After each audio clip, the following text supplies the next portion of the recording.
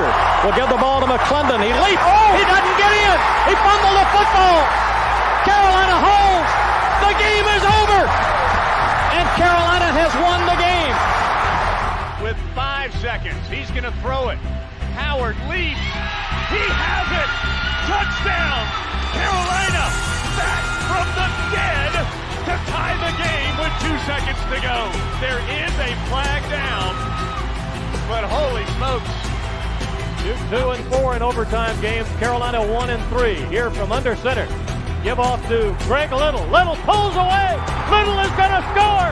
Carolina wins. Snap back, spot down. The kick is cleanly away. It is good! And Nick it's Barber with a yes, sir. 54-yard field goal. And how about them Tar Heels? They do it! Possible win. Snap, spot, kick away, high enough, long enough. It's good! It's good! Carolina has won the game on a 42-yard field goal by freshman Hunter Burns. In his end zone. The punt, very high. Switzer will have room to return it. He fields it at the 40. Coming near side, Switzer at the 50. Switzer, 45, cuts back at the 40. 35, breaks a tackle at the 30. Still on his feet. No, he's not. Yes, he is. Ryan Switzer for 6. He is doing his best Giovanni Bernard impression. Ryan Switzer again. Bernard fields it at the 26. Heading to the far side. Gio at the 35. Gio, he's at the 50. No, he's not. Yes, he is. Gio is going to take it for a touchdown.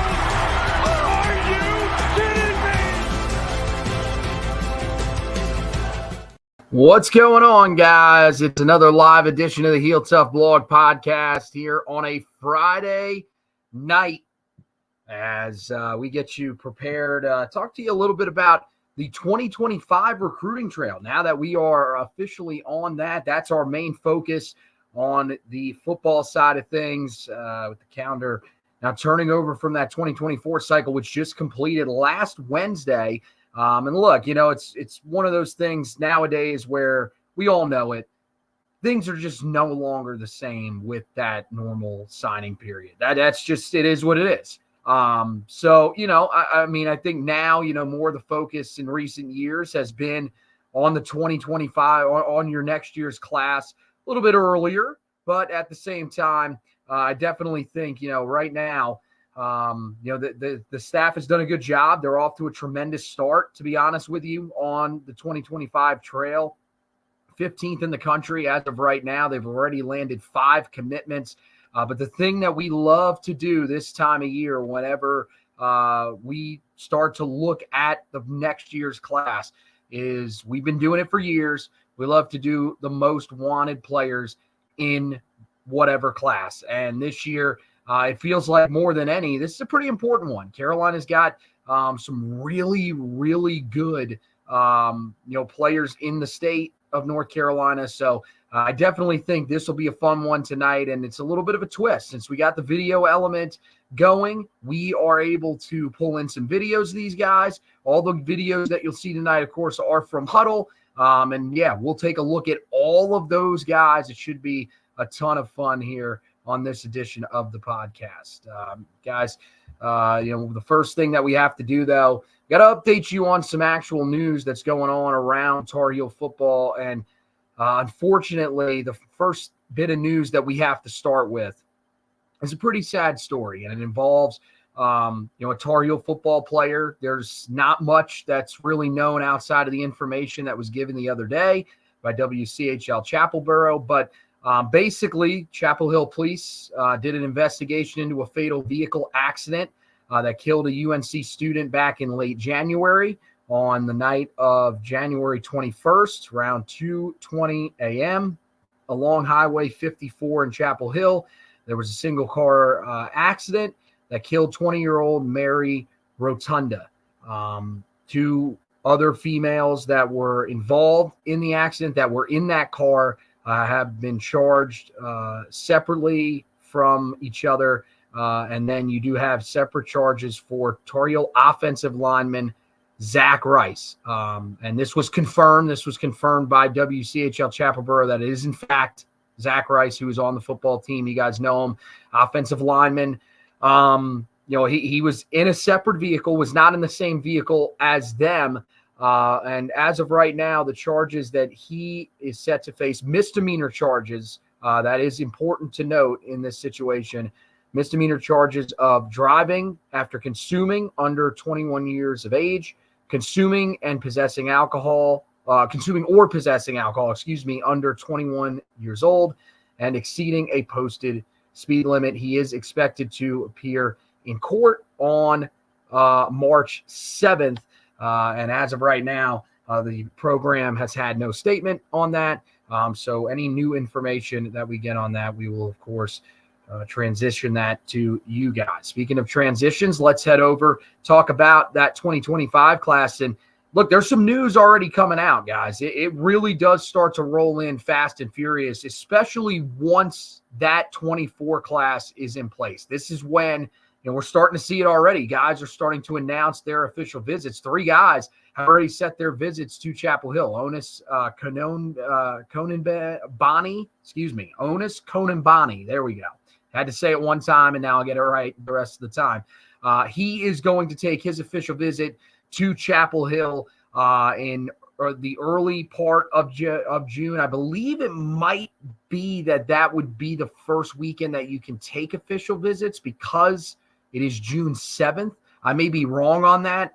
You might be able to take them the week before, starting in late May on that Friday into early June. But as of right now, it looks like that is one of the first, at least, visit windows that you're going to have. And he'll be there the 7th through the 9th. He'll be joined, as we found out today, by not Tayshawn Alston. Tayshawn Alston's going to be the 14th through the 16th. And now, of course, I had it in my head, and now I'm blanking on who the other one is. Malik Clark, wide receiver from the state of South Carolina, Rock Hill High School. He will be joining him on the 7th through the 9th. And this is only the start, guys. You're going to start seeing a lot of these guys roll in. And look, some of those guys we just talked about will appear on this list tonight. For me, of the 10 guys, there's some that won't end up making this list. But there's also an article on the website as well that has a little bit more, 15 guys on there, not just the 10 that I'll break down tonight. So make sure after we finish up here that you go and check out that article over on the website. I tweeted it out earlier today too. So if you guys are watching on Twitter, really do appreciate it. And the other thing, looks like the internet's kind of going intermittently in and out, guys. I don't understand why we have not had this problem here recently. But I do, ask if you can just stick with us, guys, because it's going to be real entertaining throughout the night, the way that we're going to do these breakdowns. Well, we've kind of, set the scene with everything that's going on around Tar Heel football on that recruiting trail. So let's get right into it, because we do have to get to Emory Hunt, talking a little bit about the draft guys for Carolina that are trying to make it to the next level. Big step. We'll tell you about the guys that got invited to the combine coming up a little bit later. But look, we made you wait long enough. Let's get into it. And we'll start, guys, and I'm going to change the layout here just a little bit because I do want to pull in the videos. And the first guy that we'll start, we'll go with number 10, and it's a guy out of the state of Virginia along the offensive line. Now, these first 2 guys are going to be a little out of sorts, and that's the wrong video. That's not exactly what I wanted. That's actually my number 9 player right there. So let me see if I can adjust this here and pull in the right player. We're going to get to him in just a second. I know this is, again, not the greatest thing here. For some reason, I think I got these mixed up here. And there we go. There's the guy that I wanted to talk to you guys about ultimately. That's Jalen Gilchrist, offensive tackle here in these videos, but he's an interior offensive lineman, a 4-star interior offensive lineman from Salem High School in Virginia Beach, Virginia. Really talented overall prospect. Some of the things that stood out to me here, you could see it right here on the video if you're watching him here at right tackle. Just kind of a physical beast, a mauler, especially in the run game. That's where he really succeeds. And look, he's playing outside here. When he gets to the next level, he's not. He's going to probably transition inside just because of the body style. I think he sort of fits that a little bit. Moves pretty well. You see it right there. That's kind of what you like to see from some of these bigger guys. You want to see the athleticism, especially if they're going to play early when they get to campus. But to me, the things that really stuck out just overall to his tape, and I'll let it keep rolling here for you guys so that you guys can watch it. But, Mauler in the run game, that was really the thing that I liked the most. You see, a guy that stacks up pancake blocks, which is basically where you knock the defensive lineman down to the ground. You can also do it, of course, to linebackers and to members of the secondary if you're able to climb to that second level. Loved his hand placement. I think it really allows him to control a lot of the defensive linemen that he's going to get. And then one of the really important things, especially when you're watching a guy in pass protection that you're looking for, is the footwork. And I thought his footwork was really clean. There's no false step right off the line of scrimmage. And that really sets you up when you're pass protecting, especially a tackle, to be in a good position to take on even some of the speedier edge rushers that you're going to face. Again, I would put him inside. To me, there's no way that you're playing him on the outside. I don't think that's something that you can really afford to do. But I think with his body style and the fact that he is so successful in the run game, I really do feel like he's a guy that can thrive there. And look, interior offensive line is a need for Carolina in this class. Unfortunately, they lost one of their guys, Justin Hazenhoodle, a guy that I really thought Carolina would have a chance with because they have done such a good job of recruiting Raven Gap, which is a school that's in the upstate of Georgia. They play a lot of games here locally. So Carolina has been in contact with a lot of these kids. There's a couple other guys that they're in contact with. One guy that's not on this list, Marshall Pritchett. I'll just let you in on that one. Extremely talented player, really good tight end. Carolina has been on him for a while. They're recruiting him hard. Carolina also has a couple other guys that they have offered there. So I think, this is one that feels crucial. Ultimately, what do I think is probably going to end up happening?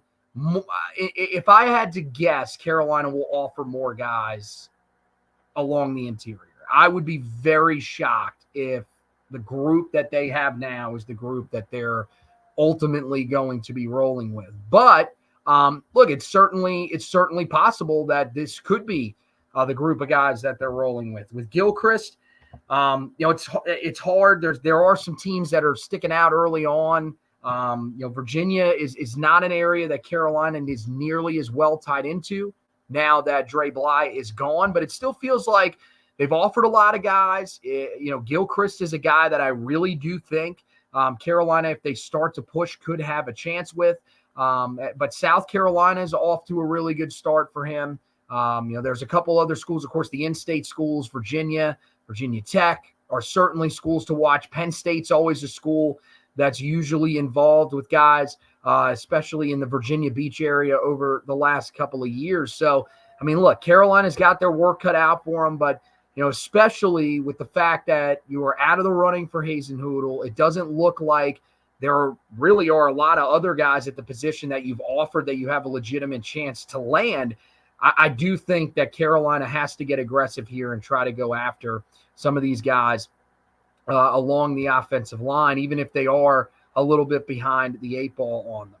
Let's go to our number 9 player in this class. And again, so I apologize for the ratio on this one. I promise the next 2 will get a lot better. It's just these files got way too big towards the end, and I had to get creative on how to get it up here. But this is London Merritt.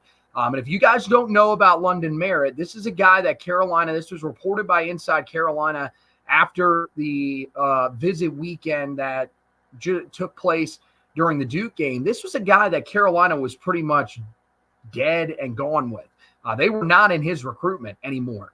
Part of it was just, I think everybody kind of knew that Gene Chizik was kind of a dead man walking. It felt the same way with Tim Cross. And this is one guy that it really felt like once Carolina decided to go with Jeff Collins, once they brought in Ted Monachino and or moved him from his role and made him the full-time D-line coach, it really felt like Carolina, started to build a little momentum just by getting him back on campus. And then Inside Carolina confirmed that visit combined with those moves was really what changed his recruitment. So Carolina is now back in the thick of this thing. Not only are they in it, but they are right there. And it's a guy out of the state of Georgia. And again, I know it might be a little bit tough, but I mean, you could see just, so versatile. Started the clip. The first thing that you see here, and I'll actually rewind this and go back because I want you guys to see this. Watch where he's lined up right here. He's highlighted. He's standing up. He's basically a linebacker. This is a guy that's listed as an interior defensive lineman, but you see him playing on the edge. You see him playing out of the defensive tackle spot. There is just so much to like about this young man. I think that versatility is so important for Carolina because it gives you the option of if a guy is not succeeding at one of those spots, and with, a guy like Merritt, you never really know what kind of body style he will ultimately end up, having when he's at Carolina. The versatility is huge. When he does play on the edge, the thing that I like is he's got pretty good speed, especially for a guy that has some weight on him. Not typically like some of the other smaller edge rushers that you're going to see.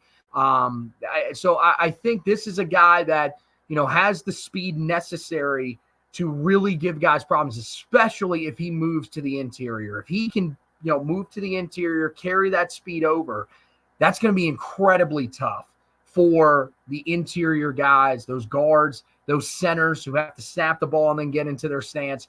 It's going to be tougher for those guys to be able to stay in front of them. The other thing that I like is talked about the speed right there, but it's not like he doesn't play with physicality. There's plenty of physicality to his game. And when you talk about the defensive line, that's what you have to see from these guys on the defensive front for Carolina. You just have to, because the last few years, you haven't seen it, and that's really been the difference. It's the reason why Carolina cannot shed blocks the way that they have been able to in years past. So hopefully, this is a situation where if Carolina gets him in, that physicality can carry over. You always wonder about that from high school because it's not a guarantee, especially depending on the level that you play at. But, I mean, look, London is a guy that plays now, for him, I think what's huge is that he's going to IMG Academy after playing at Woodward Academy in Atlanta. Woodward Academy, really good school as well.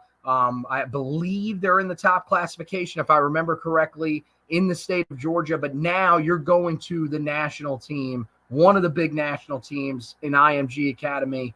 You're going to have a chance to stand out there.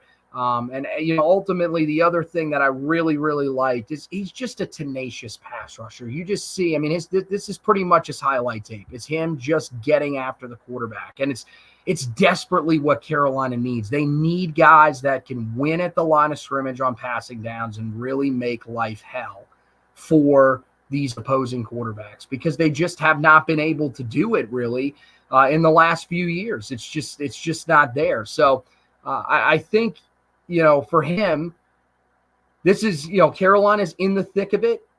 Carolina's got a ton of work that they have to do because now that he's going to IMG Academy, everybody in the country is going to see this young man. There will be multiple games that will be on television where you get a chance to see him. So for Carolina, and this staff, especially Ted Monachino, they have to be,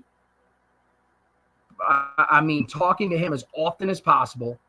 This has to be a guy that they hold in just about as high regard as anybody in this defensive line class. And I think, that's going to be the mindset. To me, he's the guy right now on the interior of that defensive line that should be your number one guy. That's the guy you should want the most. But we'll see. We'll see how they ultimately end up prioritizing those guys. All right, now we get to the better ratioed ones. I told you guys it'll be a little bit better, but let's go to number 8 on my list. And this one, it's a guy that, again, not an area Carolina's had a ton of success at recruiting. And see, I promised you guys it would get much, much better. This is, a guy from the D.C. area. It is Kanoa Winston. There we go. Out of Gonzaga High School in Washington, D.C. And Gonzaga is huge. Another national program. So again, a ton of eyeballs are going to be on him. Penn State already in a really good spot for him, but Carolina's holding in there. He was one of the guys that was on campus for that Duke game. And I mean, look, this is a dude that is just incredibly talented. I mean, you're talking about really one of the best guys, for Carolina in this class at the safety position. Downhill guy. You see it here. You saw a couple of clips of him in coverage, but ultimately the biggest thing that sticks out is he is just a guy that loves to get downhill and play in the run game. Very physical, very physical. That was one of the things that stuck out to me is just, I mean, every hit that he's laying on these guys is big. And that's the thing. You like to see, we heard about it from Gene Chizik when he came back. He said he wanted to see physicality from these guys. And it just never really showed up. But these are the types of guys that you have to be recruiting coming out of high school. And look, some of these guys that Carolina has landed in the past few years, this is what their film looked like. But ultimately it didn't translate over. You have to keep recruiting these types of guys, though. And I mean, look, the speed is just phenomenal. I mean, look here, just comes downhill, lays a big hit. And I love him in coverage too. You don't see it a lot here. You'll see it sometimes, but I mean, just that right there, being able to close in and make tackles on receivers. Jeff Collins said he does want to sort of limit those easy catches, but ultimately, it's not the easiest thing to do in this day and age of college football. So I really do think that, for Carolina, this is a guy that, they should hold in high regard. To me, this is the top safety that I have in terms of my most wanted. There are definitely some other guys that are in play, a couple of guys in state that, Carolina will probably take a look at. But the playmaking ability is just there. And it's nonstop, guys. I mean, you could see it here. I mean, just the tenacity coming downhill and making plays is huge. So I have to have him right near the top of my list in this class. All right, let's go to number 7. And number 7 in this class is another defensive back and a guy that I talked about earlier, Onus Konanbani. Really, really like this young man. Just a great coverage guy. And look, you're going to see a couple of ones. This is another defensive clip from him here. But you're going to see a couple of ones here of him on the offensive side of the ball. But ultimately, I mean, this guy is tremendous. I mean, you're talking about, I mean, just look at the closing speed that he has. And there's a couple of other things that we'll see here as we go along in the video. And this one, I'll try to talk a little bit longer because I really want to get to a point. There are some offensive highlights, although I can actually move forward in the video. But I mean, just defensively, you see so active around the football, good in man coverage. And then, you get to some of the offensive highlights. He ultimately will not play on the offensive side of the football for Carolina. They are looking at him as a defender. But, I definitely, there's a ton of things that I really like. I mean, it's helpful that he is able to play the ball the way that he does on the offensive side of the ball. But, I mean, it's just a long, rangy corner for Carolina. That's what they need. Very good in man coverage. That they're going to be playing more of that under Jeff Collins. So ultimately, you need guys that just understand how to play in that type of system. And Konanbani does. And I think he's one of the better guys in man coverage. And, if Carolina is going to take that next step, they need guys that can really separate themselves and stay, locked in on guys in one-on-one coverage, because we didn't see it, a lot the previous years under Jay Bateman. And then once you got to Gene Chizik, we were supposed to see more of it last year. That's what he told us. he was pretty much lying about that. That did not end up happening even remotely. And so, now you're looking for guys that sort of fit that mold a little bit better. And here's a great example. Press man right here, gets his hands on him. That's what you want to see, and it sort of disrupts things.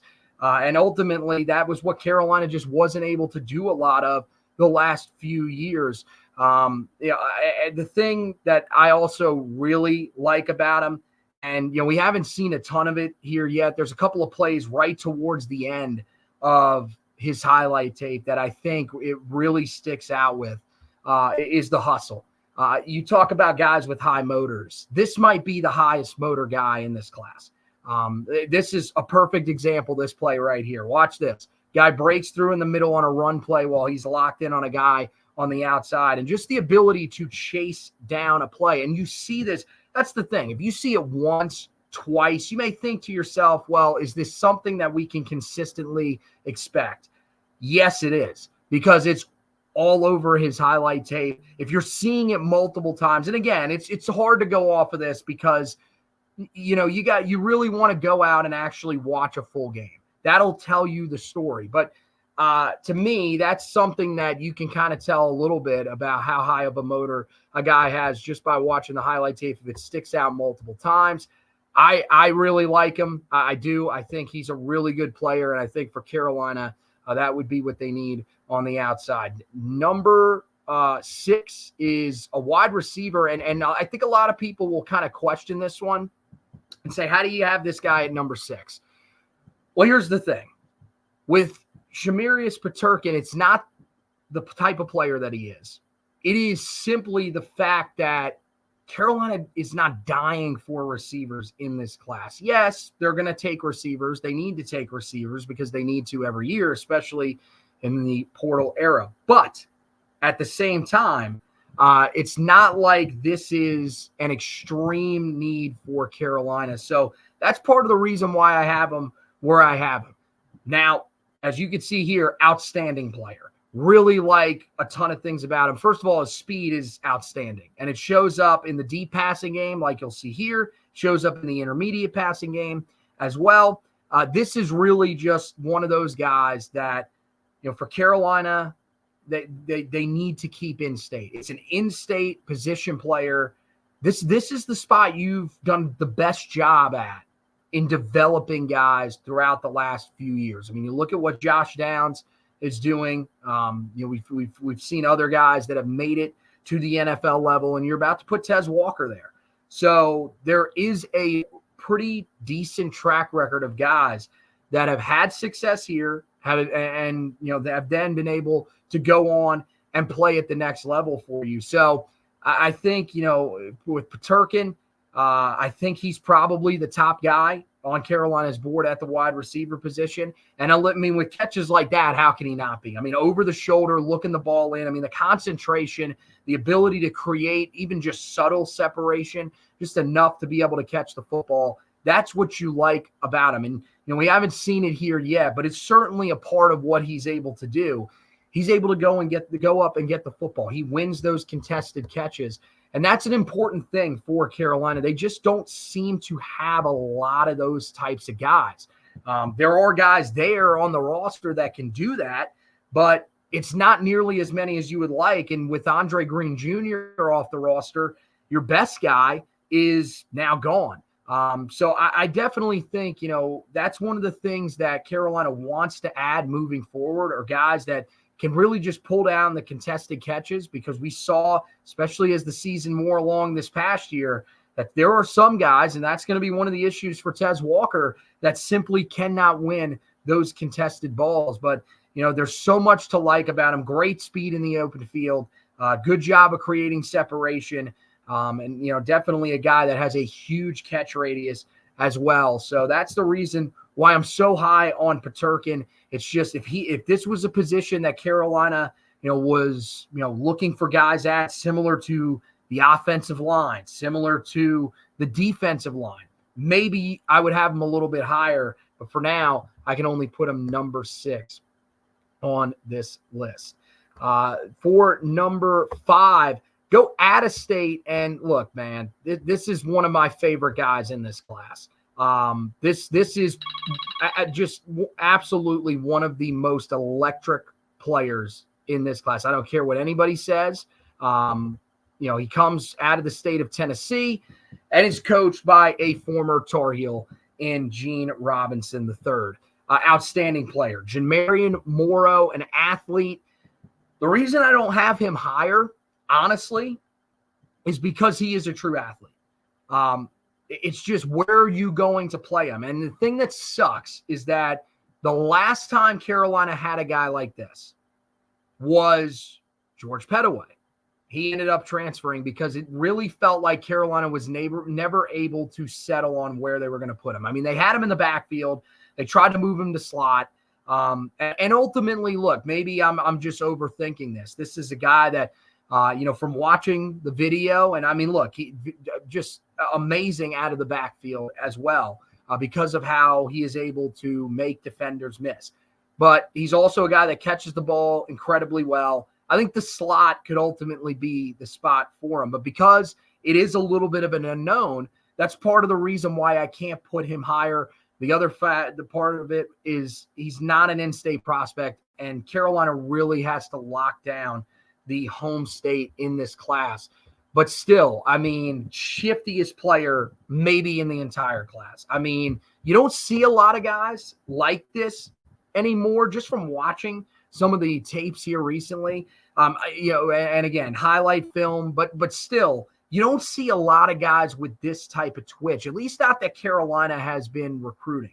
You see it even there, a little bit of power to his game. So it's not completely foreign, but this, what he does best is just finding ways to, after the catch, make defenders miss like he's doing right here. I mean, this is one of my favorite plays right there. I mean, makes multiple guys miss in order to pick up the first down. And then, I mean, this is another thing that I really like, the jet sweep ability that turns into a huge play. Outstanding speed. I mean, just flies down the field. That's what you're hoping for from a guy like this. Again, the versatility is something that should be credited, especially at the high school level, because legitimately he's a guy that coming in, you have to look at wide receiver, at running back, and at corner. Because the skills are there at each and every one of those positions. Now, again, I would play him in the slot, but it's really all going to come down to, how does Carolina value him? As of right now, Carolina is not really a major factor in this one. I would hope that this is one that Carolina gets on. And look, coming from Germantown, Tennessee is not easy. This is, in the far western part of the state out near Memphis. So it's a long trip to Chapel Hill, but Carolina needs to find a way to get involved with this one. You've got a guy in Gene Robinson III who knows what your university is about. He played there, as I mentioned, and he's going to have a teammate that is a part of the team this year that would be, that he would be able to join on the roster next year. So I think this has to be one of the ones, to me, that Lonnie Galloway gets involved with. Larry Porter, I mean, whoever it is, even, Jason Jones, whoever it is, they have to get involved with this, because this guy is way too talented of a player for Carolina not to be involved, especially with them wanting to, it's clear with the offers that they've handed out, wanting to gain a footprint in the state of Tennessee.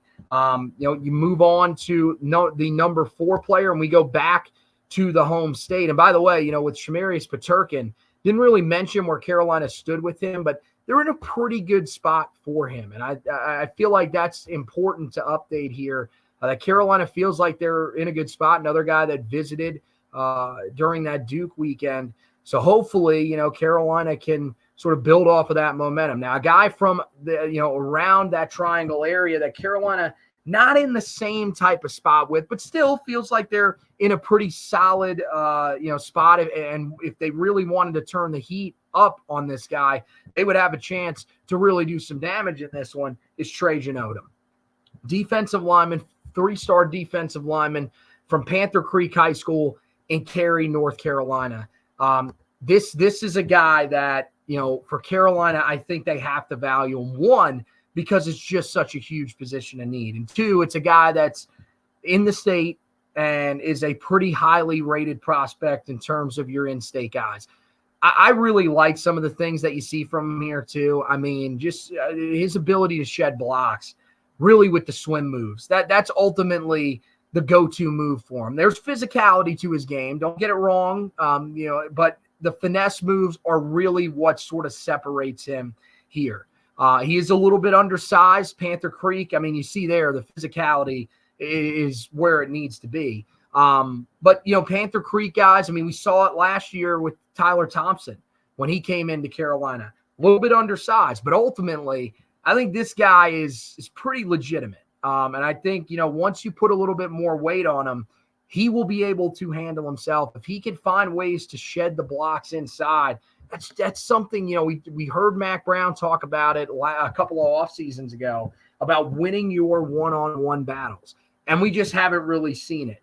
I think, hopefully we'll start to see more of it this year with a little bit better scheming, better coaching from Ted Monachino. But this is a guy that, on film, and some of the guys that are in that room, if you go back and watch their film, you'd see similar things. But he's able to find his way past these guys quickly and make plays in the backfield. Very impactful in the running game. That's another thing that really stood out to me, because for Carolina, yes, they need to get a pass rush on the interior. No question about that. And I think, you don't see it much here. Again, it's also hard to tell, especially on some of these highlight tapes, because you're not seeing full offenses. A lot of the time, high school offenses are very run-based. But you see here, I mean, that's where he really shows up, is in the run game. And Carolina needs that so badly. They need guys that can find a way to slow down the run, because ultimately, if you can't take away the run, you can't really take away anything. And I think we've seen it over the past couple of years. It's been one of the more frustrating parts of this Carolina defense. This is a guy that could eventually down the line help you in that area. You see there, pretty good athlete, moves pretty well, especially for a defensive lineman. But again, this is a guy I kind of like the fact that love the guys that are versatile, but I like the fact that they're playing him inside. He's learning at one spot, one position, having to work off of double teams, work against bigger interior offensive linemen, and he's still making plays over and over again. And, the other thing that really I like, and if you watch it here, if you're someone that has a football eye, you'll be able to see it a little bit more than people that don't. It's a good release off the line of scrimmage. And that's just being able to sort of read the snap, get off the line quickly, and be able to get after the quarterback or into the backfield to make a play on the ball carrier. When you get that quick start off the line of scrimmage, it can make a world of difference, because it sets you up. You have the advantage against the offensive lineman. I think you see it so much here on his film. And this is a guy that, for Carolina, look, there's a school out of state, Oregon, that has done a great job in this recruitment. They've already established themselves as a legitimate contender for him. But that's a long way to go, all the way across the country. This is a dude that's in your backyard. And don't get it wrong, NC State's going to be involved here as well. And the fact that you haven't played well over the last few years is going to be a factor. So you have to find a way to be able to, battle through. But I think for Carolina, the biggest thing is, there's going to be playing time here, because let's be honest. There just aren't guys that are surefire, locked in starters really beyond these next couple of years. There's a lot of guys that are going to start to become projects, because, the recruiting, let's be honest, did dip a little bit towards the end with Tim Cross, because people saw that the development simply wasn't happening. So Carolina, work cut out for them on that one. Another guy that they're going to have their work cut out for him, but you got to put him on this list. And I have him at number 3. If Carolina could get involved with Jordan Young, it would be in their best interest, because this dude's a freaking stud. And he's been a freaking stud for a while now. You see him here at wide receiver. Now, ultimately, I don't know if he's going to play there. Originally in this class, that was where he was listed at. They moved him to corner at one point. And now they have him at safety, and you can see why. And he plays a lot of safety at the high school level. And I got to be honest, I love him at receiver. I think he can do some really good things out of that receiver at receiver. But ultimately, I think that safety is probably the spot, if you're Carolina, that you want to play. The thing you can see here is the speed. It shows up. It's what allows him to create separation. And ultimately, if it doesn't work out at safety, you can move him to wide receiver. He can play there. So I think that's one of the advantages you would have if you bring him in. But, this is another guy, and I said that I had totally blanked that I had him as up here. I have him higher than Kenoa Watson and Kenoa Winston. And when I watch him, I think you see some similar things. I do think that he plays the ball a little bit better. I do think he's a little bit better in coverage. So that's the one area that I would give him an advantage. But you'll see it here in just a second. I believe this might be one of his last offensive highlights. You'll see him start to come down into the box and make plays. And this is ultimately what Carolina wants more of in their safeties. For the longest time, that was the biggest thing for Carolina's safeties, were that they were able to come down into the box and make plays, a la Donnie Miles, but they were not guys that were really able to, create turnovers while in coverage. This is, a guy that is uber aggressive. You would think that, with his ball skills from playing on the offensive side of the ball, good chance that he will be able to make plays. But, Carolina needs more help from their safeties in the run game. It just has not been great over the last few years for Carolina in that area. And I think here you're seeing that this is a guy that can help you do that. Very smart player, takes good angles to the football. The speed can make up for it as well, allows him to be a little bit more aggressive than some of the other guys. So that's something that I really do like about him. And I just think really, you can see it right there. Really, really solid tackler. But this is probably my favorite play.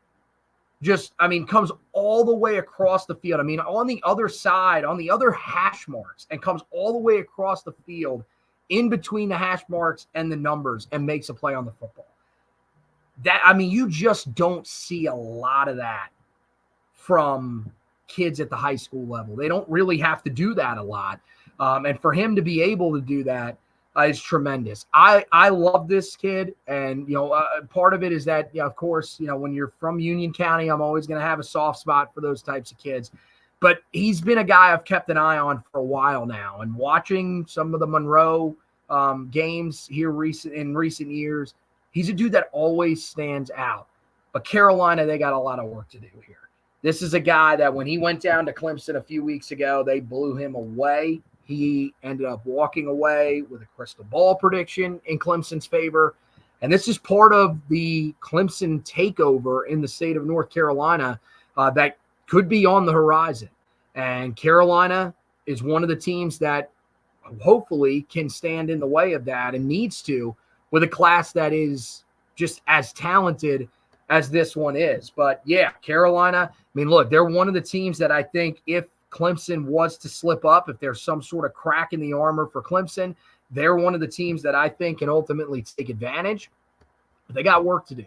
There's no doubt about it. And for this staff, and especially Charlton Warren, this is one that you have to jump on immediately. Now let's go to number 2. And another guy that fits right into that same category as London Merritt is a guy out of Grimsley High School.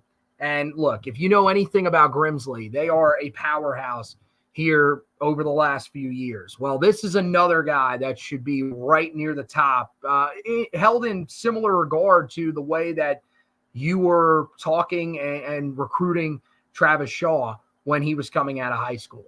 Again, versatility is there. They play him inside a little bit. Now, ultimately, he will play on the edge because, look, the release off the line of scrimmage is outstanding. Look at the physicality that he plays with right there. It shows up, and it's for a guy that is not the biggest physical player. He's going to have to probably put on weight when he comes to Carolina. But, they can't get their hands on him. And that right there, that play off the line of scrimmage, that's ridiculous. That release off the line of scrimmage is crazy. And again, I thought that Odom was really good. This is one of the best in the class. This is one of the best that I've seen in my years of watching. Just a guy that immediately sets himself up for success because of how quickly he can get off the line of scrimmage. And I'll play it back again. Very short, his highlight video, unfortunately, from this year. Now, part of that was because he was injured. I don't think it's ultimately anything to be concerned about long term. I think he'll be back for the start of this upcoming year, his senior year. But, I mean, just a smart player. There's, I love his speed off the edge, and that's something that Carolina needs more of. I think, they've got guys that have done a good job of being able to rush the passer, even while being somewhat slower players. But you saw it this year. A guy that has good speed off the edge, like Kamen Rucker, it really does make a difference. And, combine that with the release, it makes it hell for those tackles. Again, another guy that just sheds blocks. Anytime that a defender or an offensive lineman tries to get their hands on him, a back tries to get their hands on him, he finds ways to shed him. And it's with a little bit of physicality and a little bit of technical pass rushing. That's what you like. You like a guy that can sort of mix and match those things, because when you have those types of guys, hey, if you're going up against a guy that's uber physical, that can handle playing that type of game, well, this isn't the only thing that's in my bag.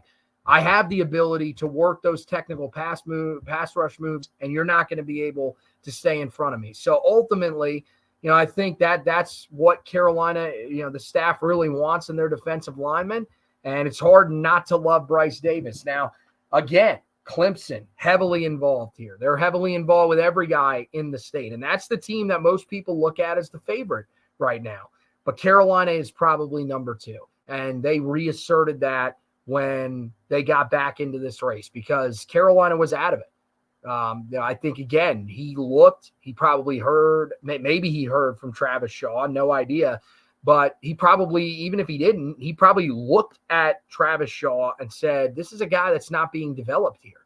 And with Ted Monachino in there now, with a new defensive coordinator in there, there's new life on this defense. And I think it's going to allow Carolina to potentially have more success on the recruiting trail. All right, guys. Well, the last guy, and if you know anything about the recruiting in the state this year, it's very, very obvious who this guy is.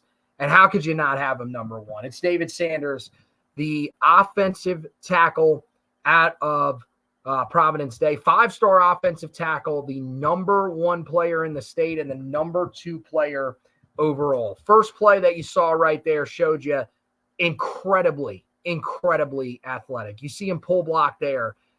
This is what you want in your offensive tackles. Guys that can get out in space. If you're going to throw a screenplay, the way that he gets out and blocks is outstanding. Now, the thing is that one area that people will probably not talk about, but that is something to look at, is he's going to have to put on weight.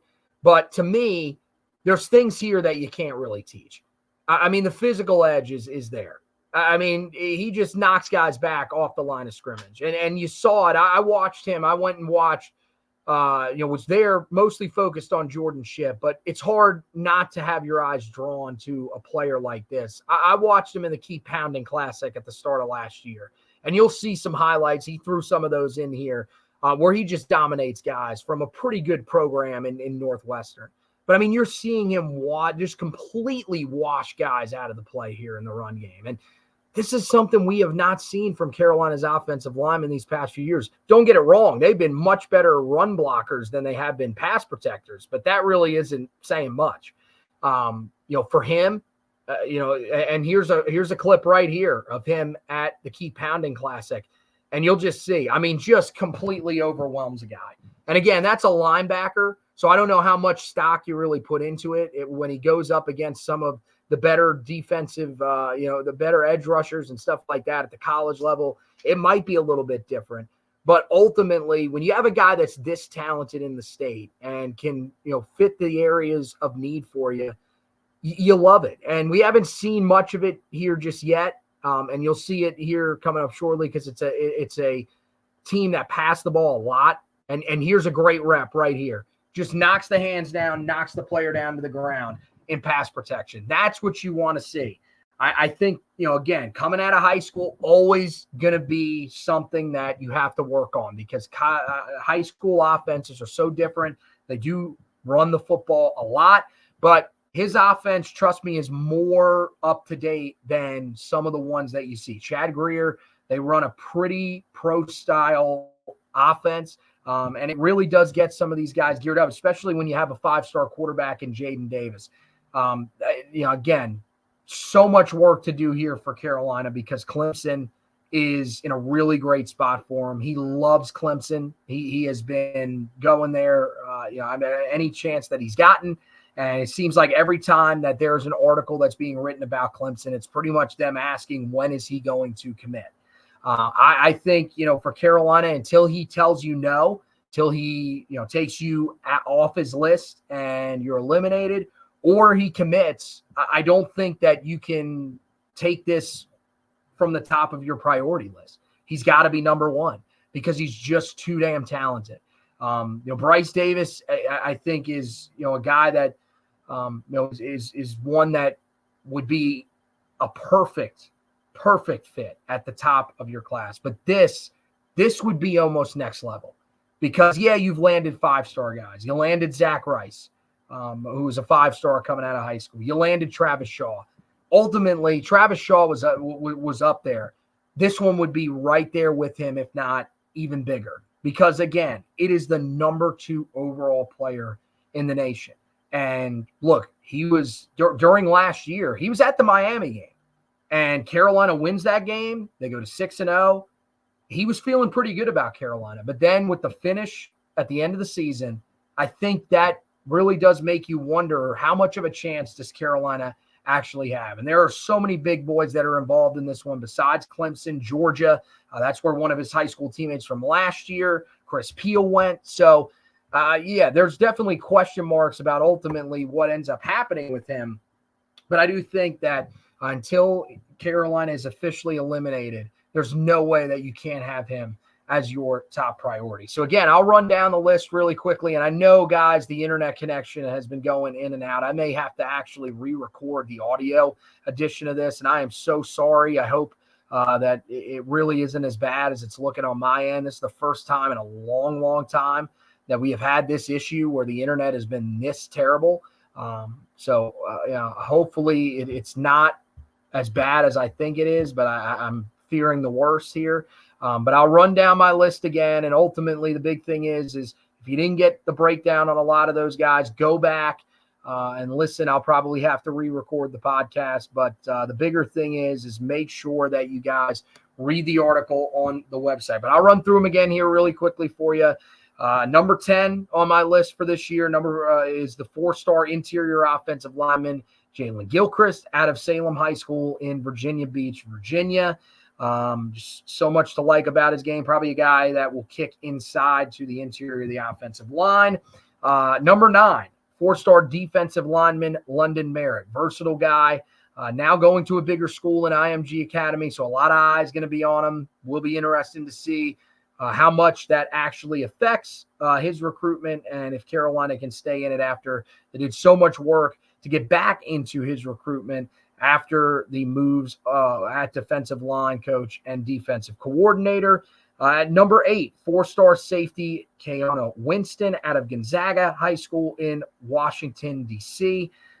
Very, very impactful player in the run game, comes downhill, hits you hard, but also has a lot of speed, can cover a lot of space on the back end, and makes plays on the football when they're there to be made. Number 7, 3-star cornerback, Onis Konanbani out of Heathwood Hall High School in Columbia, South Carolina. The first thing that stuck out to me when I watched this film, as I told you guys, great motor, outstanding speed that just allows him to cover so much space, and a really good man coverage defender. Number 6, 4-star wide receiver, Shamarius Paterkin out of Mount Tabor High School in Winston-Salem, North Carolina. The top skill position player on the offensive side of the ball in the state. Really good player, creating separation, wins 50-50 balls, which Carolina really needs. And, is a guy that can catch just about anything. The concentration is amazing. Over-the-shoulder grabs you see on his highlight film, so much to like about him. Number 5, 3-star athlete, Jamarian Morrow from Germantown High School in Germantown, Tennessee. Shiftiest player, I think, in this class. Not going to be hard-pressed to find a guy that can, just shake and bake in the open field and get away from defenders. Has outstanding speed that shows up really in all aspects of his game, and is a guy that's extremely versatile. He will have a chance to play wide receiver, running back, or corner at the next level, whatever position he ultimately wants to settle into, or whichever one that a school thinks is best for him. That's ultimately where he can end up. 4-star or number 4, 3-star defensive lineman Trajan Odom out of Panther Creek High School in Cary, North Carolina. Big need for Carolina along the defensive front, and this is a guy that I think fits things really well. First of all, big-time in-state recruit, but most importantly, good release off the line of scrimmage. Does a great job of shedding blocks, which is what Carolina really needs, and does it with a combination of the bull rush, physicality, and the technical moves that you'll love to see from these guys. Very, very impactful player in the run game. Carolina needs guys, especially on the interior of that defensive line, that can help them in the run game. This is one guy that can definitely do that. Number 2, 4-star edge rusher Bryce Davis from Grimsley High School in Greensboro, North Carolina. Talk about a guy that can just shed blocks. That's pretty much all he does. Part of it is that he has great speed off the edge, combined with one of the best releases off the line of scrimmage that I've seen from watching these guys over the last 5, 6, 7 years when I've been breaking down recruiting for Tar Heel football. Incredibly smart player.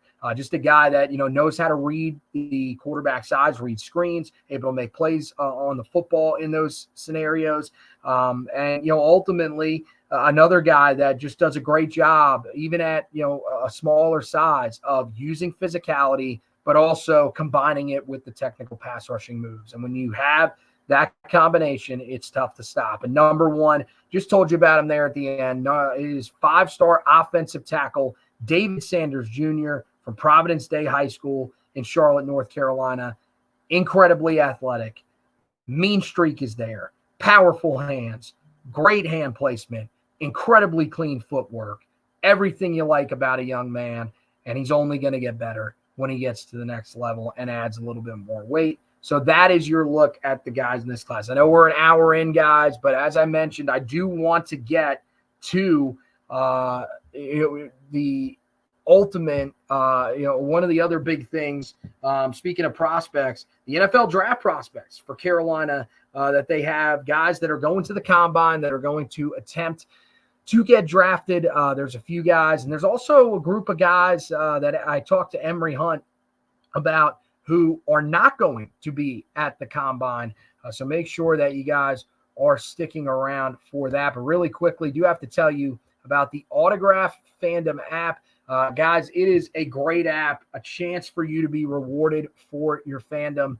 It's co-founded by Tom Brady, and it's changing the fan experience. So make sure you go to the Apple App Store, download the app, and when you do, put in the promo code HEELTOUGH. And then once you get in, there'll be articles there, a whole bunch of different articles, including the Heel Tough blog articles, which you can read there. But the twist is you can read it, and then you get rewarded for it. You earn points that you can put towards great things such as tickets, merchandise. One of the things that they're doing, that they have been doing over the last couple of days, is they'll be sending people to tomorrow's game against Virginia Tech in the Smith Center for a discounted price. $34 for tickets. I mean, that's an amazing bargain, guys, and you can only get it with the Autograph Fandom app. If you're listening to the podcast, if you're reading our articles, why not get rewarded while doing it? I'll put the link in the podcast description for you guys, so make sure that you check that out. Autograph Fandom Rewarded app on in the Apple App Store or the Android App Store, or whatever they call that. I don't know. I'm an Apple guy myself, blue all the way. But yeah, make sure you download it, go in, and again, promo code HEELTOUGH We'll get you in. You have to have that promo code. It's free to sign up, too. That's the thing. Most importantly, it's free. It's no cost. You get right in, and you can get rewarded for doing the things that you do all the time, trying to keep up with Carolina athletics. All right, guys, let's turn to the NFL draft side of things. Earlier this week, they did release the list. The NFL put out the official list of the 321 guys that will be attending the NFL Scouting Combine. I know it breaks your heart. I'm not going to read all 321 guys here on this edition because we're only focused on the 4 Tar Heel guys that are going to be in attendance. 3 of them, very, very obvious. You knew they were going to end up being there at the start. I mean, these are guys that are expected to be gone by day 2. One of them will be gone in day 1, and that's Drake May, the quarterback for the Tar Heels for the last 2 seasons. He officially gets his invite. This will be a big chance for him to interview with teams. He's been working with Eli Manning here in the offseason, was with him at the Super Bowl. So it's very interesting to see that he's already establishing some of those NFL ties. I'm praying that means that he's establishing a good tie. Eli's putting in a good word for him over in MetLife Stadium, but I probably will be wrong on that, and they will stick with Daniel Jones because, life's a little bit miserable for me, at least in some respects with one of my teams. No, in all seriousness, he's a guy that's seen as a top 3 pick on most draft boards, but this is a chance for him to help himself, for him to really prove to people that he's still ahead of Jaden Daniels and maybe even give people something to think about when it comes to him and Caleb Williams, at least in my mind. We'll hear from Emory Hunt here in a minute, and there's a little bit of a different take from him that I think will definitely interest you guys, to say the least. Meanwhile, you go to linebacker Cedric Gray, coming off a great Senior Bowl, chance to build off of that. Knew he was going to be in attendance. And look, he's a guy that's trending into the second round now because of the way that he played and practiced at the Senior Bowl. So this is a huge chance for him as well. I'll be really interested to see if he's able to build off of that when he gets out there in an event that should honestly probably favor him pretty well. And then finally, there is, or not finally, but Tez Walker is the other guy that I think we all knew was going to be there. Now, the thing for Tez is this is pretty crucial for him. He really needs this because he did not look good when he was out at the Senior Bowl. He dropped a lot of passes. The confidence just, frankly, was not there, which is shocking as I pull up the Emory Hunt interview here. We're not ready for him to go just yet. Look, I mean, it was shocking for me to see him struggle the way that he did. He dropped a ton of passes, just didn't look confident. And I think that's something that shocks a lot of people because one of the things that we saw almost immediately at Carolina was he was very, very confident stepping on the field, picking up right where he left off with Drake May in the offseason. And he had some big games out of the gate. And, he goes down there. He had a horrible first 2 days of practice, just a ton of drops. There were moments where he flashed, where he showed he could create separation, but it just wasn't consistent enough. And then, he sort of gets himself back on track in the third day of practice on the Thursday. Game's on Saturday, and when he gets to the game, plays a ton of reps, doesn't catch a ball in any of the reps, was targeted 7 times, doesn't haul one in. That just can't happen. If you're going to be a guy that's going to go in the end of the first round where people were talking about him at or early in the second. And now he's kind of fallen into that third round range. So this is a chance for him to steady his draft stock and sort of prove to people, hey, that was a bump in the road, but now we sort of got it back on track. The guy that I don't think we were 100% sure would be there, but you started getting more confident after the East-West Shrine game is Miles Murphy. And now he's there. He deserves to be there. He definitely does. And I think this is going to be one of the guys that could potentially stand out to some people because of the way that he interviews. Really good kid. I remember talking to him in high school, and he really impressed some people when he was at the East-West Shrine game. He talked to multiple teams. I know the Eagles, Packers were amongst those teams that really, really liked him. And now he'll get a chance to interview with them, interview with other teams. that will be there as well. So this is going to be a great opportunity for him. I don't know how good he'll actually look in some of the athletic stuff because he's not the most finely tuned athlete. I think the event, the college all-star game, that setting probably fits him a little bit better, especially because one of the things that a lot of people liked was how physical he was. Can't see that. You can see it, I guess, on the dummy bags that they're going to have out there. But even that, it's not, the thing that you should be really grading prospects on is how hard they hit a bag. But I think, still at the end of the day, there will be people that will fall in love with this dude and be willing to take a risk on him in the 6th round, maybe even earlier. I think there's a chance for him to go there. To me, 6th round is kind of where he's at now from looking at some of the draft boards, the ones that go a little more in depth. To me, I mean, I look at it and say he could be a guy that could probably sneak into the 5th round if he is able to impress out there in Indy. So those are your guys that are going to the NFL Scouting Combine. That starts 10 days from tonight, and that'll be a fun event, as it always is. Not sure what exactly the order is. I forgot to look that up before I hopped on here for this edition of the podcast. Let me see if I can actually look it up here really quick. But regardless, I mean, look, with Drake, I would expect Drake to throw just because it's been a while. This would be his first chance, and I think he does feel like he has something to prove, to be real honest. So I do think that you might see him get out there and spin the ball. And if he can stand out, especially if Jaden Daniels is out there, then I really do think that it'll be good for him. I'm looking right now, and I don't really see anything concrete about which days guys will go on. Live coverage now, of course, as I said, it starts February 26th, but that's really the interviews. So a lot of that stuff won't be televised. The actual NFL Network combine coverage starts on February 29th. That's really where you start to get down into the nitty gritty of it. They'll get on the field, they'll do the 40s, they'll do all that stuff. As of right now, I don't see. Typically, I know like the specialists are usually where they start, and then they kind of just go from there. I think that'll probably be the same thing this year. You would imagine that they will put the quarterbacks, skill position players on the offensive side of the ball will be in prime time. So I believe they might be on the first 2 nights as well. But once we get more information about that, we'll, of course, be letting you know all the coverage online at HeelToughBlog.com. But now we've waited long enough. We got to get to Emory Hunt.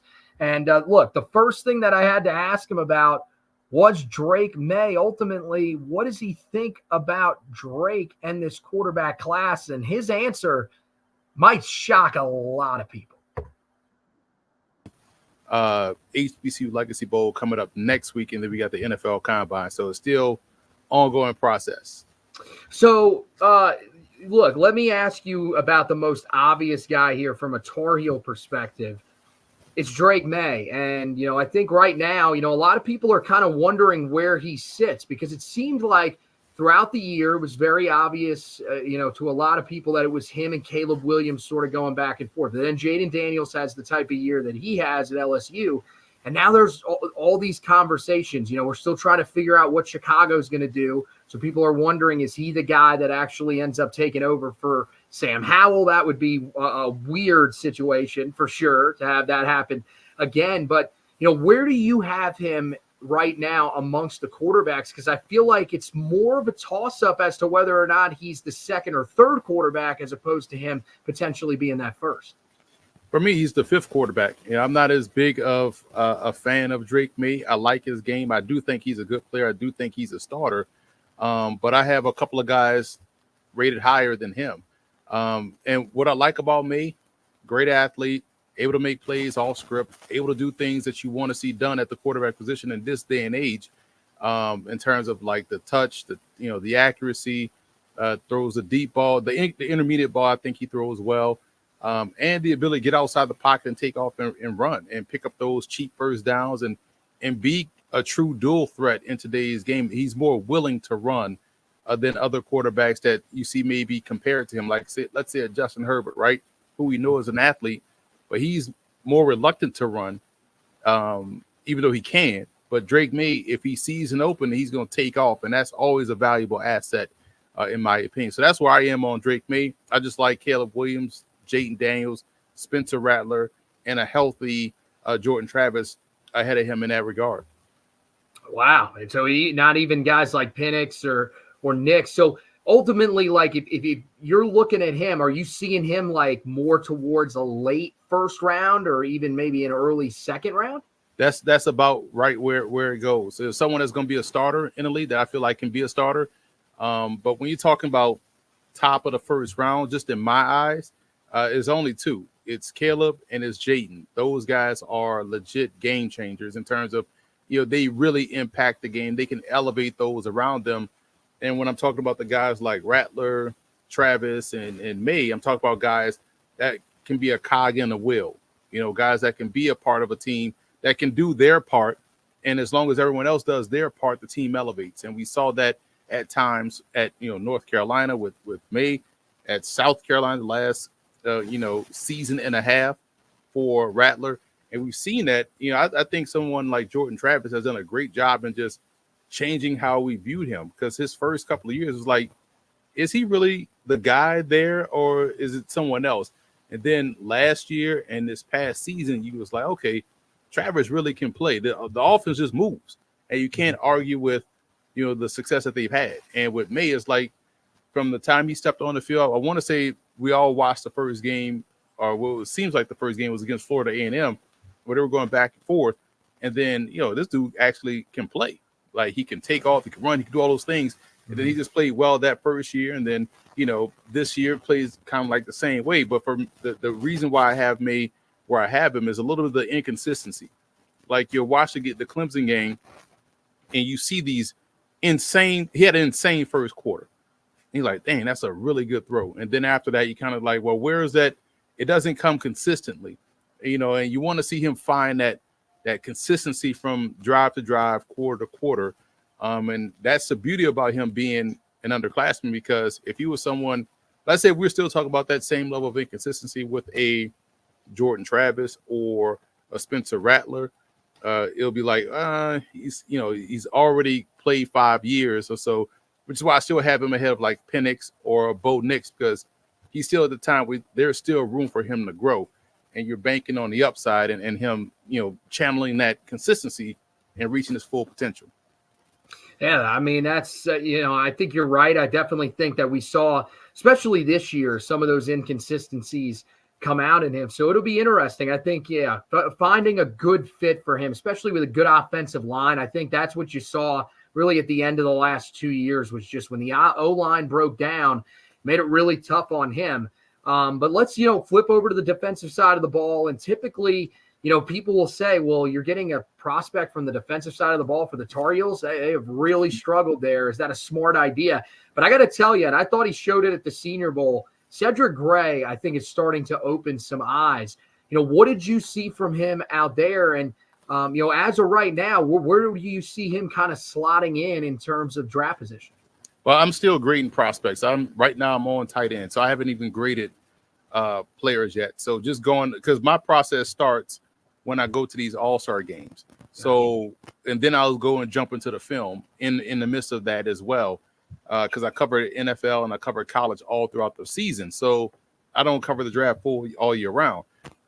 So, for me, he had a great week of work, and this is what you want to do. You want to, when you're amongst other talented players, regardless of position, you want to go out there and make an impact. And, that's what he did. He had a lot of people talking about him throughout the week, which is always a great thing. Now we'll see if they'll carry over that into the combine, which the list came out, today of who's going to participate. So I have to check to see if he's on it, but if he's on that list, and definitely that's good for him because of the week he had, down in Mobile. So it's good that he's got a name. He had created a little bit of a buzz, because that's all you want to see.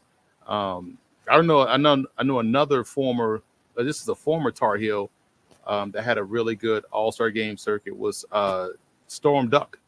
He really went out there and played well at corner. I didn't realize he was that big in terms of tall.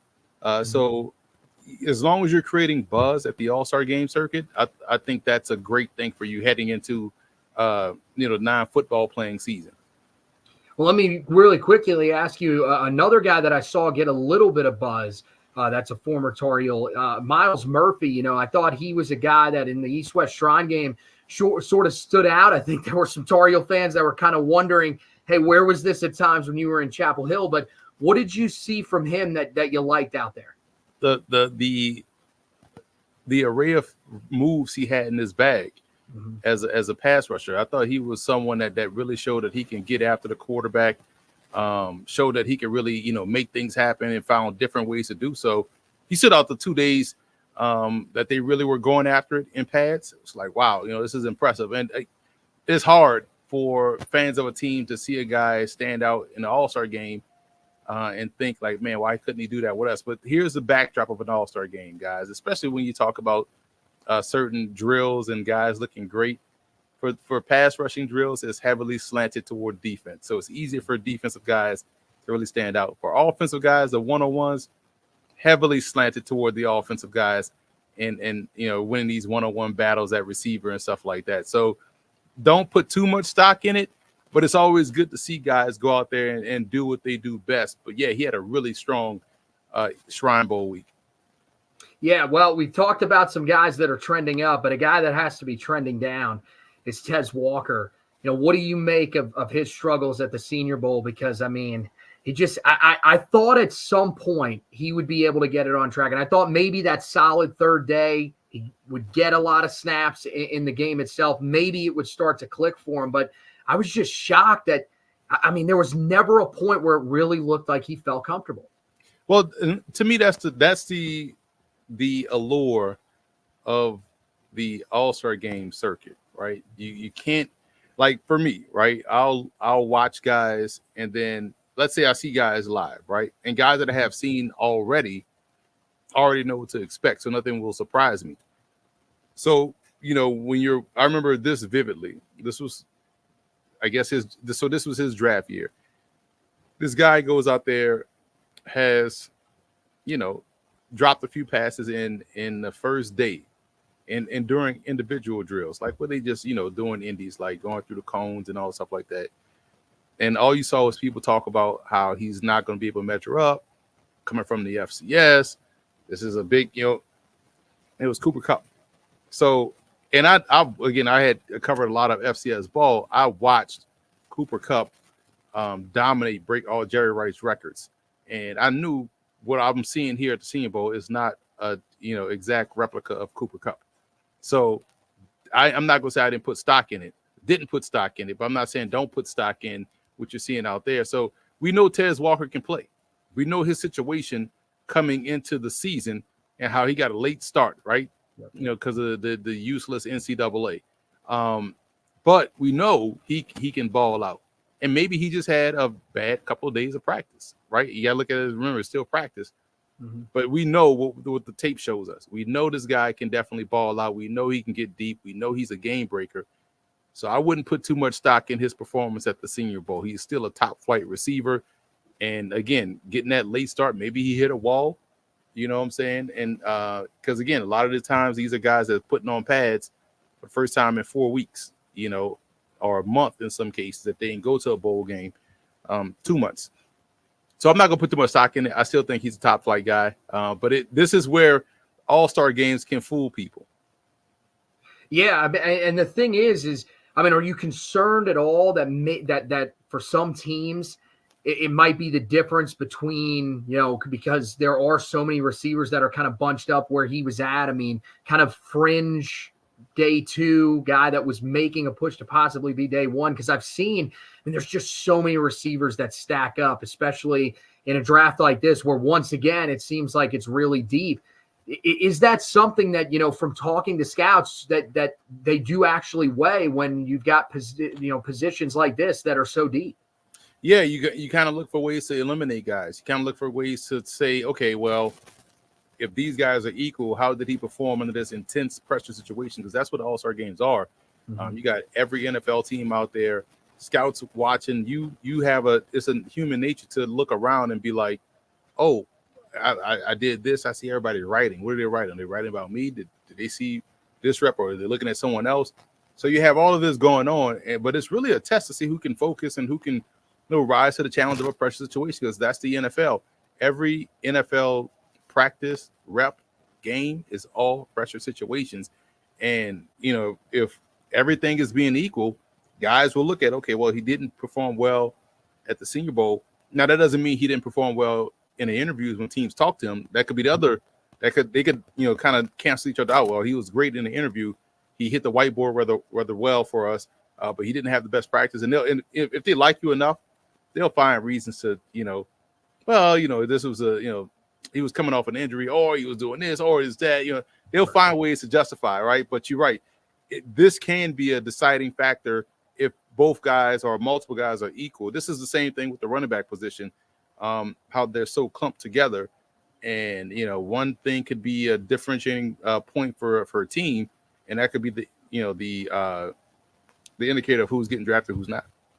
Well, last thing I'll ask you before we get you out of here, you were at the Tropical Bowl as well, which is, a smaller bowl game. Doesn't quite get the same amount of shine as the other ones, but 3 Tar Heel offensive linemen were down there: Spencer Rolland, Ed Montelis, and William Barnes. Were any of those guys, did you see anything from any of those guys that sort of stood out that may give them, even a chance of being considered for the draft or land on an NFL roster? Listen, last year I said this. I said, Southern Miss is having a really good postseason All-Star game circuit, because everywhere I went, whoever was playing for whoever had a Southern Miss helmet on was having a great day, great week, right?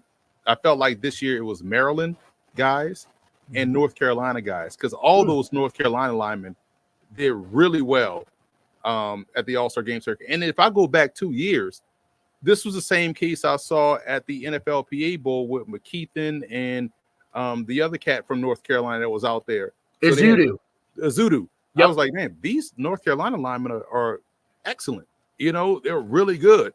And they both end up on the Giants, right? And they both played well, have played well for the Giants. So down at the Tropical Bowl, all 3 of those guys had really good weeks. It was to the point where you're sitting there watching and you're thinking like, okay, which one was this one? Because am I watching the same guy? Oh, it's 3 of them. Like, wow. Like, so, yes, these linemen for North Carolina, I don't know what it is about those guys now that I think about it, in 2 separate All-Star games in 2 separate years to really get out there and showcase, speaks volumes to what they do down there in Chapel Hill in developing these linemen, because they look great out there in the All-Star game circuit. So, yes, North Carolina O-linemen have been doing a great job this All-Star game circuit, especially when you talk about the Tropical Bowl. I thought all 3 guys did really well.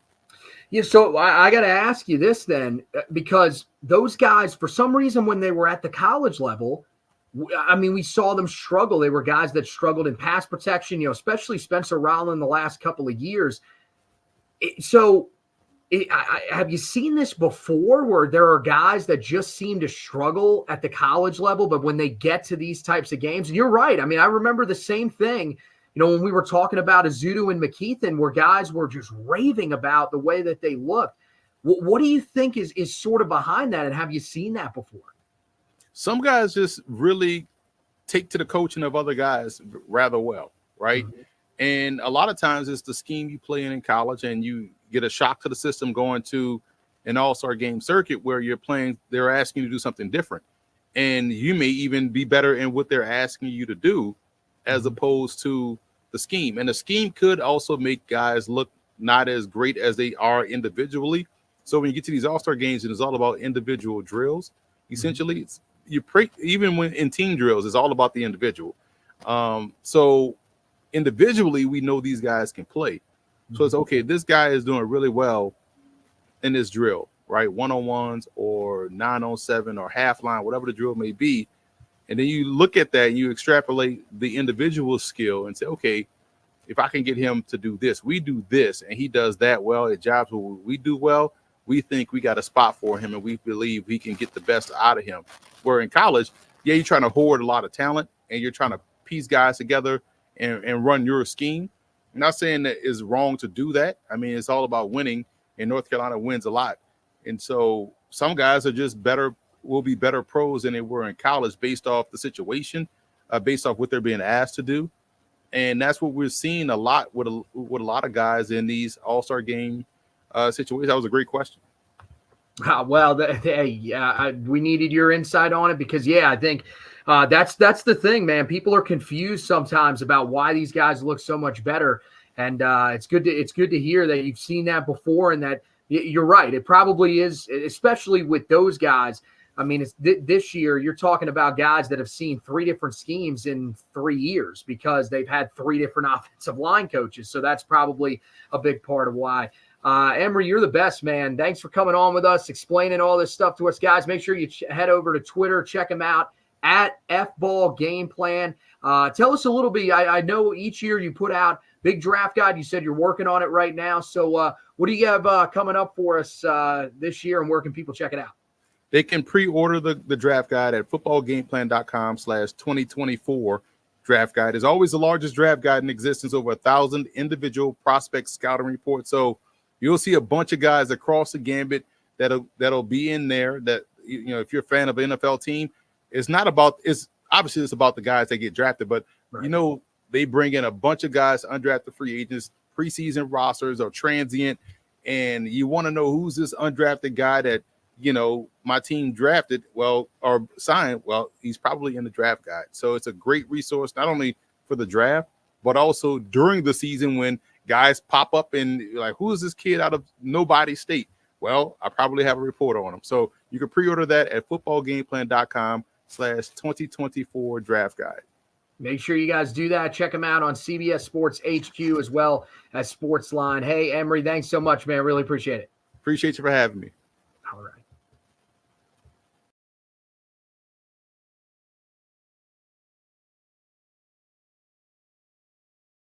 Sorry about that, guys.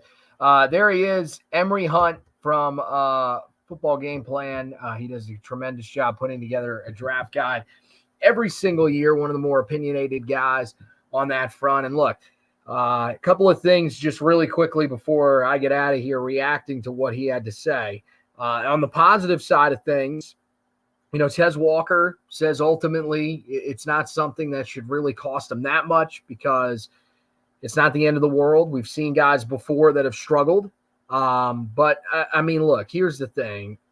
He's probably going to fall a little bit on some of these draft boards because, when you struggle the way that he did, I mean, when you have so many of these guys there, it's going to be tough for people not to remember that. Now, ultimately, there will be somebody that will love his film more than they will remember what he did at the Combine or at the Senior Bowl, excuse me. And he also has a chance to recover at the Combine. Combine will be huge for him. He's got to catch the ball well. If he doesn't in those drills where you don't have defenders on you, then I think you're legitimately talking about a guy that could fall late into the 3rd round, maybe even out of the 2nd day. But I think with his ability to create separation, I think with a little bit of time to sort of breathe, collect himself after that, I think he'll be fine. And I think he'll probably slot in. And ultimately, if he ends up at the end of the 2nd round, that would be tremendous. You end up with a contender team that probably fits you a little bit better than some of the ones towards the top of the draft. If you fall and you end up at the start of the 3rd round, start of the 3rd round, I mean, it's not the worst thing. There'll be some good teams that will still, eventually make their way, up into that conversation, especially with trades and everything like that. So you could still land in a pretty good situation, but it definitely feels big for him. He's got to go out there and perform well. Also really like the stuff that I heard about the offensive line guys.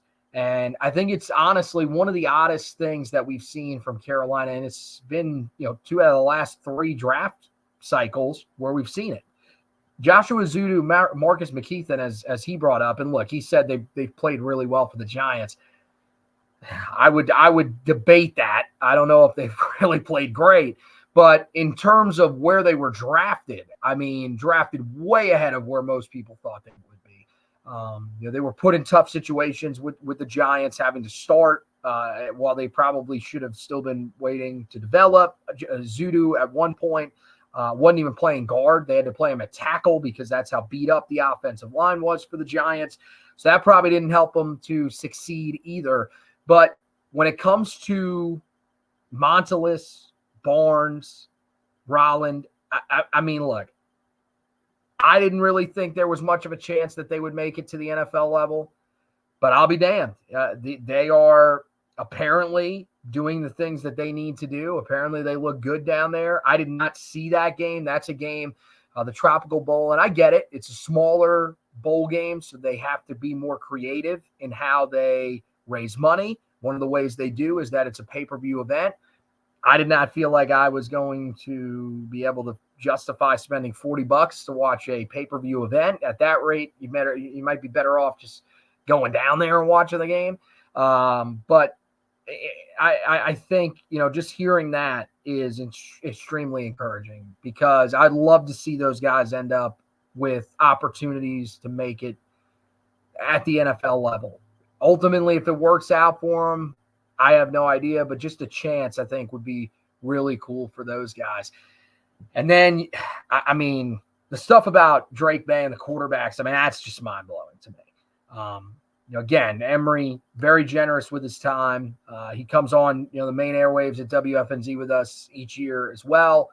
Love him for that. But, man, that's a take.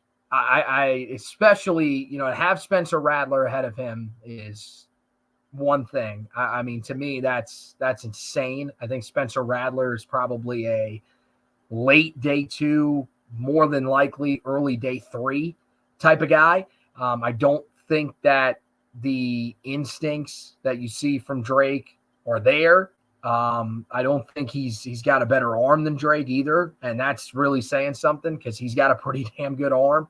To me, I've never watched those two guys and thought to myself that Spencer Rattler is a better fit at the NFL level. And then to have him behind Jordan Travis is just, I mean, Jordan Travis may not even be drafted, and especially after the injury. So that's, man, that's one that I disagree with. But look, he's a guy that goes out and scouts these guys. That's his opinion, and it's something that we'll just have to agree to disagree with. I do want to thank him for taking the time out with us. Really do appreciate that. And definitely, he said it. He is a guy that goes above and beyond when it comes to breaking guys down. And that's something that you don't really see a whole lot of. You don't see a ton of guys go that in depth. I mean, some of the biggest guys that you see out there, I mean, they don't even get past the top 32, top 50 in the draft in terms of their board. He goes over 1,000 prospects. So make sure that you guys do go out, purchase that draft guide, and check it out. And you might scoff at the Drake May, criticisms that he has, but everything else definitely will be worth your while. And again, make sure you head over to the website, guys, and check out the articles that we're going to have up there covering the NFL draft. Also, plenty of great stuff for you guys on the 2025 class. There'll be an article coming out in the morning for you guys that are hanging on here at the end for you to check out, where we will talk about, some of the guys that have set their official visits today. There's now 3 of them. Another guy added his name to that list while we were on here. It's a guy that's not on the list, Javian Butts, a defensive back out of the state of Maryland. He's going to visit June 21st through the 23rd. There'll be an article up in the morning sort of laying that all out for you guys with the 3 guys that made their announcements today for their official visits. And then, of course, that top 15 for you guys. Make sure you go in there and check that out. One of the funner articles that I got to write, really, I was able to go through, watch about, film on about 40 different guys, and came up with that list of 15 of the guys that I really wanted above everybody else. So make sure you check that out. Do it through the Autograph app, because you can get rewarded for it. That's the best way to do it. So make sure that you guys do all of that. And again, thanks for those who stuck around. I'm going to go back, look at the video of it, and see how bad it ultimately ended up being. I know the draft part, at least, stuff with Emory was really good towards the end. So ultimately what I may end up doing is separating these and rerunning this again for you guys, where it's just the draft part. But I honestly have no idea. The internet connection had been so strong here for the last 2 months since we had the issues that we had towards the end of football season. Maybe even a little bit more than that, to be honest with you. It's been better. But now it seems like, of course, tonight when we want to do one of the bigger ones that we're doing, it seems to fail us. So for those of you that stuck through, really do appreciate it, and hope you enjoyed the edition as much as you possibly could. So that's going to wrap it up for this edition of the podcast. I want to thank Emory Hunt for joining me. I want to thank you guys for watching and listening. And as always, go Tar Heels.